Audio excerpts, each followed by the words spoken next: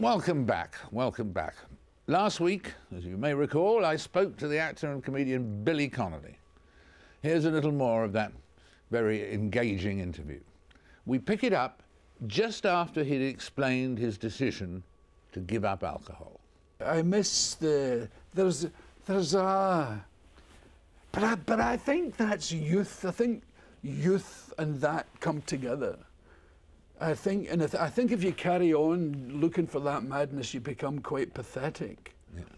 Yeah. You know, I think you have to be in your youth, and youth for me goes right up to 40. Yeah, definitely. Right up to 40. Beyond or 40, indeed 70.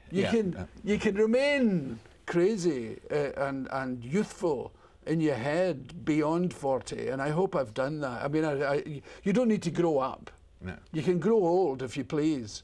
But there's no necessity to grow up. That's always someone else's idea, growing up. You know, it's time you grew up, Mr. Connolly. You've got some growing up to do. I never heard one person in my life saying, I think I'll grow up.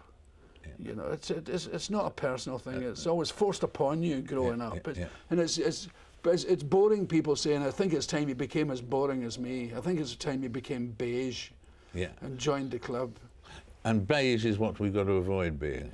We must avoid beigeism at all. The beigeists roam the world trying to convince us to wear cardigans.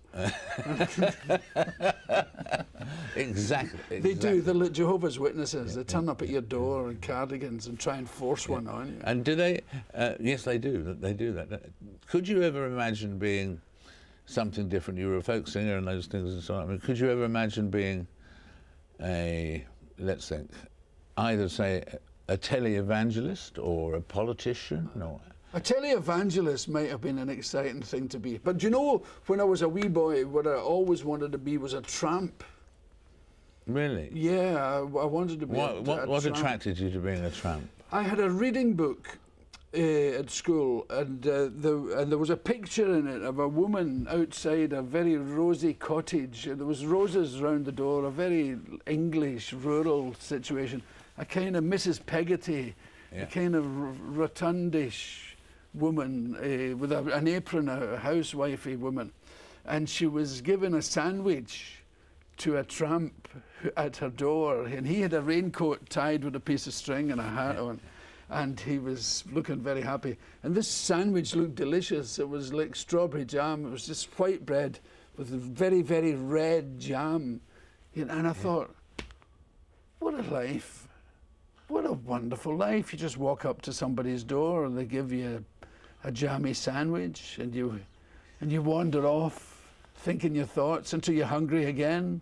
And then you go back. Then you go back to another cottage, you get another jammy sandwich. That's the life, you thought? This is the life for me, and I've achieved it. And then I went from tramp to a more sophisticated kind of tramp. I got to like country and western music, Hank Williams and everybody. And I liked that kind of tramp, the sort of roving cowboy, rootless kind of idea. And that went in with the folk music and the banjo and traveling the world and, you know. And we haven't mentioned movies. You've got a movie coming out, Gulliver's Travels, coming out later this year. Yeah.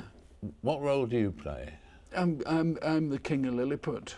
Really? Yes. Which you've always wanted to be. Which I've always wanted to be. Yeah. And Gulliver is Jack Black. And it was a lovely movie to make, you know. There was a lot of lovely people in it, but so it was fun. The actors were nice and all that, but it was one of those blue screen things, you know, because Gulliver's a giant, you know, you have to act like this all the time. And of course the real actor's over there. Yeah. Speaking in a microphone, and you're going, oh, Jack this and Jack that, and he's over there. And I hated it. Yeah. Speaking to a wall with a mark on it, you know. And then you're watching a fight between two giants and there's no one there, and you're going, ooh, ah! I thought, this is terrible, this is rubbish. You know, but Emily Blunt was in it, and all sorts of interesting people, you know, and so it was great fun off stage, just laughing all the time.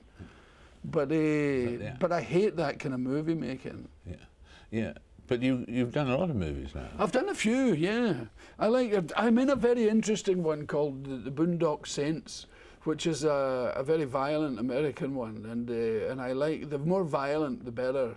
Yeah. For me, I wear 6 9mm guns and kill everybody, and I love that. I love movies about deranged people. and That's how you judge a movie, basically. Oh yes, how deranged are the people involved?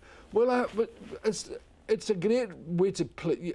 The deranged people do the unexpected, and the unexpected is what drives movies, I think, and drives any good story.